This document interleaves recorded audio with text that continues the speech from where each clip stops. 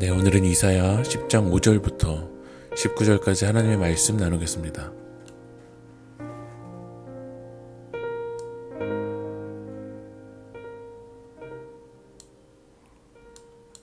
오늘 본문은 아수르를 향한 하나님의 심판입니다. 하나님은 하나님을 거역한 이 북이스라엘을 징계하기 위한 도구로 아수르를 사용하세요. 6절 말씀 보면 내가 그를 보내어 경건하지 아니한 나라를 치게 하며 내가 그에게 명령하여 나를 노하게 한 백성을 쳐서 탈취하며 노력하게 하며 또 그들을 길거리에 진흙같이 짓밟게 하려 하거니와. 그러니까 하나님의 뜻은 무엇이냐면 경건하지 아니한 나라, 특별히 여기 경건하지 아니한 나라는 북이스라엘을 이야기합니다. 북이스라엘을 심판하기 위한 도구로 하나님이 아수르를 사용하시는 거예요. 그런데 아수르의 모습은 어떤 모습이냐면 7절 말씀을 보면 그의 뜻은 이 같지 아니하며 그의 마음의 생각도 이 같지 아니하고 다만 그의 마음은 허다한 나라를 파괴하며 멸절하려 하는도다. 그러니까 하나님은 아수르를 심판의 도구로만 사용하셨는데 아수르는 정작 그 뜻과 그의 마음과 같지 않다라는 거야. 나라를 파괴하고 멸절해서 이 재물을 약탈하려는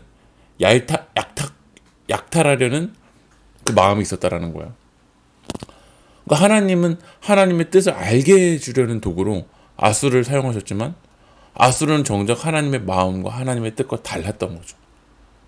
여러분은 하나님의 마음과 하나님의 뜻과 같습니까? 움직이긴 하지만 하나님의 마음이 없이 움직이지 않습니까? 요나를 니느웨에 보내신 것은 그들을 살리기 위한 하나님의 메시지였어요. 그러나 요나는 니느웨가 무너지지 않는 모습을 보면서 역정을 내요. 왜냐하면 하나님의 마음과 하나님의 뜻과 같지 않기 때문이죠. 아수르는 하나님의 마음과 같지 않을 뿐만 아니라 12절 말씀 보면 그러므로 주께서 주의 일을 시온산과 예루살렘에 다 행하신 후에 아수르 왕의 완악한 마음의 열매와 높은 눈의 자랑을 벌하시리라. 아수르는 완악한 마음, 우선 하나님의 뜻과 같지 않았어요. 그리고 높은 눈의 자랑. 그러니까 아수르는 교만에 빠져버린 거야. 13절 보면 그의 말에 나는 내 손의 힘과 내 지혜로 이 일을 행하였나니 나는 총명한 자라. 오늘 아수르 자신이 내 힘으로 했다.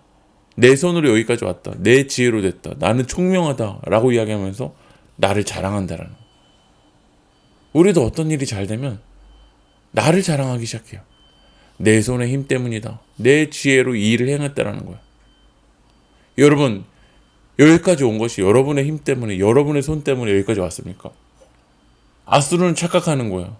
강대국이 된 것이 자신의 힘으로 된 줄 안 거죠. 여러분 지금까지 온 것이 내 손의 힘과 내 지혜로 왔다고 자랑합니까? 아니면 하나님의 은혜를 자랑합니까? 신앙은 내 의를 자랑하는 것이 아니라 하나님의 의를 자랑하는 겁니다. 하나님의 은혜를 높이고 찬양하는 것이 바로 신앙이죠. 하나님의 마음과 다르고 교만한 아수르는 결국 16절을 보면 그러므로 주 만군의 여호와께서 살찐 자를 파리하게 하시며 그 영화 아래 불이 붙는 것 같이 맹렬히 타게 하실 것이라. 불이 붙는 것 같이 맹렬히 타게 한다는 건 결국 하나님의 심판 앞에 선다라는 거죠. 여러분 교만하면 결국 무너집니다. 그래서 우리는 겸손해야 됩니다. 저는 오늘 여러분들에게 잠언 11장 2절의 말씀을 읽어드리고 말씀을 마치겠습니다. 교만이 오면 욕도 오거니와 겸손한 자에게는 지혜가 있느니라. 오늘 하루 겸손하게 특별히 하나님의 뜻과 하나님의 마음을 합하여서 이 믿음의 길을 걸어가는 여러분들에게 축복합니다. 기도하겠습니다.